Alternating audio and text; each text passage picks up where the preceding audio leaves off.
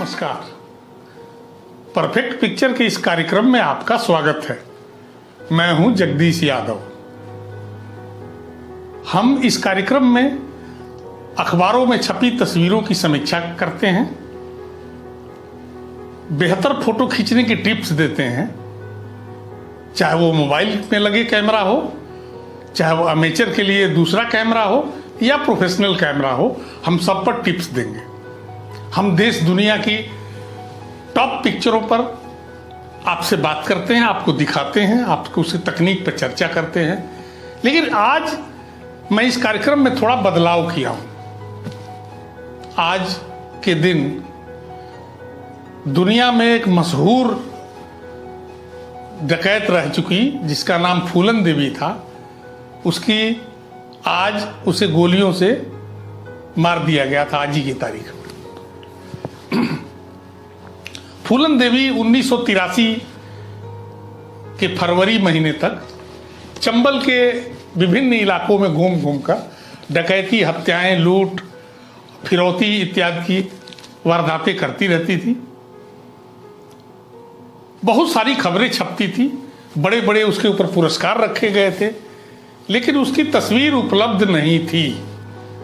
जब भी कोई खबरें, कोई स्टोरी, कोई चीजें छपती थी तो आर्टिस्ट का बनाया गया स्केच छपा करता था।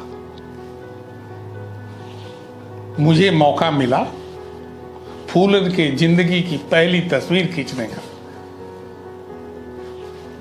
वाकया है 1983 के फरवरी के पहले हफ्ते की, जब मैंने अपने सोर्स से यह सुविधा हासिल कर ली कि फूलन तक पहुंचा दिया जाऊंगा, तो बहुत प्रसन्नता के साथ मैंने अपने दफ्तर के अधिकारियों से बताए बगैर, बल्कि छुट्टी मांग करके मैं चंबल के बीहड़ों में पहुंच गया।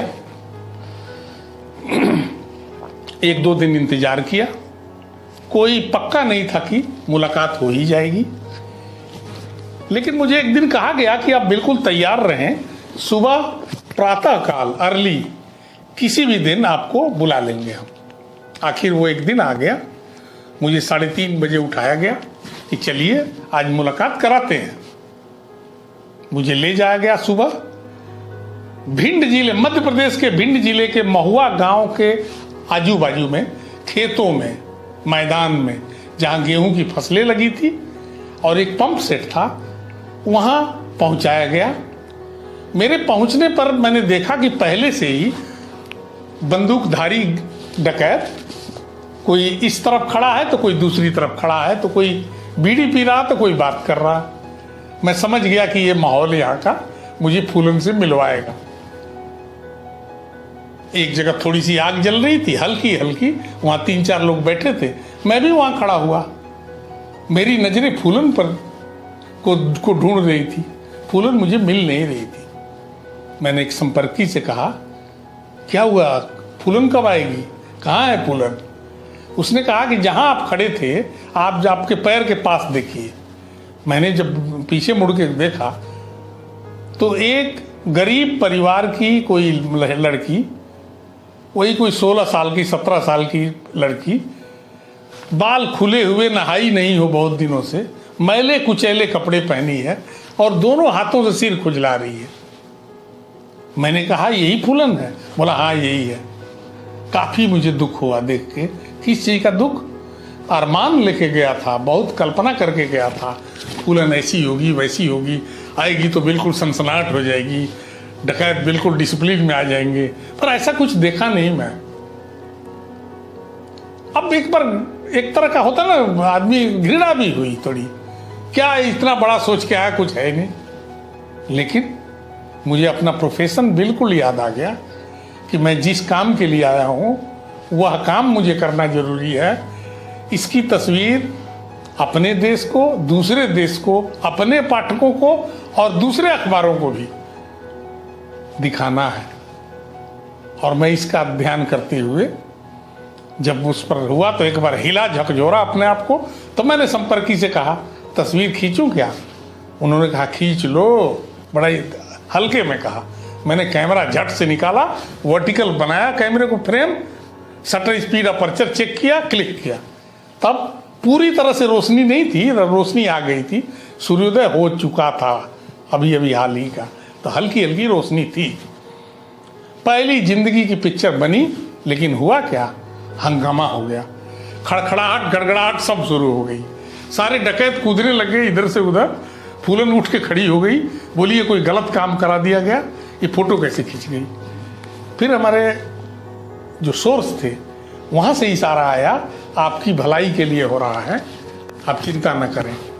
थोड़ी शांत हुई, लेकिन मेरे को कही कि कैमरा बंद कर लो और दोबारा निकाले तो खैर नहीं है।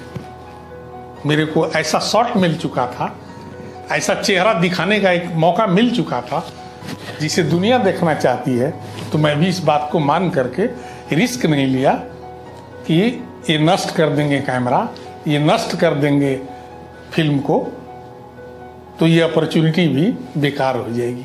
सो बचा लिया। जीवन की पहली तस्वीर तो हो गई, लेकिन थोड़ी ही देर बाद वहाँ से मूवमेंट शुरू हुआ। पूरा डकैतों का गैंग चल पड़ा दूसरी जगह के लिए, एक लाइन से गेहूं के खेत की रास्ते पकड़ते हुए। बैकग्राउंड में पूरा गेहूं है, फोरग्राउंड में गेहूं है, और बीच में से निकल के जा रहा है। देखिए तस्वीर आपके सामने है। इस तस्वीर को खींचने के लिए कैमरा आंख पर नहीं लगा सकता था, क्योंकि मैं वर्जित कर दिया गया था कि फोटो नहीं खींचना। तो मैंने उस मैनुअल कैमरे से, डिजिटल नहीं था, मॉडर्न कैमरा नहीं था, 80, 82, 83 में ऑटोमेटिक सिस्टम नहीं था। सो मैं अंदाजे से एक जो ट्रेनिंग मुझे मिली थी उसके अनुसार उसको फिर सेट किया, और बिना आंख पर लगाए ऐसे छाती के आसपास ले जाके धीरे से क्लिक करके दो, और फिर साइड कर लिया कैमरा ताकि पता ना चले, फिर बैग में डाल लिया। आश्वस्त हुआ, ईश्वर चाहेंगे तो ये भी पिक्चर अच्छी होगी।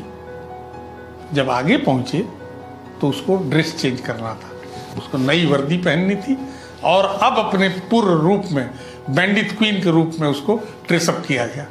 वहाँ अपॉर्चुनिटी मुझे मिल गई, वो पिक्चर खींचा। इसके बाद मौका आया एक, जिसमें वो अपनी छोटी बहन जो बुलाई गई थी वहाँ, बिल्कुल छोटी 8-9 साल की बच्ची, 10 साल की होगी, उससे वो बात कर रही थी। मैंने एक प्रस्ताव हल्के से रखा, मैं मुन्नी के साथ फोटो खींचूं क्या। और मैं इसलिए कहा कि मैं मुन्नी से उसके गांव जाके मिल चुका था, उसके माँ बाप से मिल चुका था, तो मुझे थोड़ी सी जान पहचान हो गई थी। फूलन थोड़ा चुप रही, फिर उसने कहा एक खींचना। एक कह दे तो एक हम करने वाले। हमने फटाफट 3 खींचा, सोचा अब थोड़ी लिबर्टी मिली है, लेकिन उसने फौरन टोक दिया, बदमाशी नहीं करो, बंद करो कैमरा। मैंने फिर तुरंत बंद कर लिया। अब मेरे जीवन में एक महत्वपूर्ण असाइनमेंट पूरी हो गई थी। मेरे को 3-4 अच्छी तस्वीरें बन गई थी। मैं अपने अखबार को आगे कर सकता था, जो मेरा दायित्व है, अपने को भी आगे कर सकता था। जब अखबार आगे जाएगा, अखबार को बेहतरीन चीज़ मिलेगा, तो मेरे को भी अच्छी अपॉर्चुनिटी मिलेगी लाइफ में। ये अच्छा हुआ। फूलन से जुड़ी हुई बहुत सारी कहानियाँ मैं आपको, सच्ची चीज़ें बताऊंगा जो मेरे सामने हुआ, क्योंकि मैं उसके सांसद बनने तक और उसकी मौत से कुछ दिन पहले तक लगातार मिलता रहा। मैं जेल में विशेष फोटो फीचर किया हूँ, जिसको कहा जाता है Phoolan in jail. After 1 year in jail मेरे को एक मौका मिला, मौका थोड़ा लीगल थोड़ा इलीगल, घुस गया जेल में, शूट कर दिया, छाप दिया हमने। बहुत हंगामे उस पर भी हुए। तो अगली बार शायद 2 एपिसोड में ना कहूँ, क्योंकि 2 एपिसोड हो सकता है दूसरे विषय पे हो, लेकिन इसे मैं ध्यान रखते हुए आपको बहुत जल्द इसकी अगली बातें मैं बताना चाहूँगा। आज बस इतना ही। धन्यवाद सबका, नमस्कार। एक रिक्वेस्ट और है साथियों, इस चैनल को सब्सक्राइब कर लें, शेयर कर लें, मित्रों से शेयर करें, क्योंकि हम इसमें फोटो खींचने की आसान ऐसी विधियां बताते हैं जो ज़्यादा टेक्निक में ना उलझ के आप आसानी से समझ करके बेहतरीन फोटो अपने मोबाइल से भी खींच सकते हैं। साथियों, इसे अपने शेयर करें, बेल आइकन भी दबाना ना भूलें ताकि आपको वीडियो के संदेश आया करें आपके पास और आप हमसे जुड़े रहें। पुनः धन्यवाद और नमस्कार।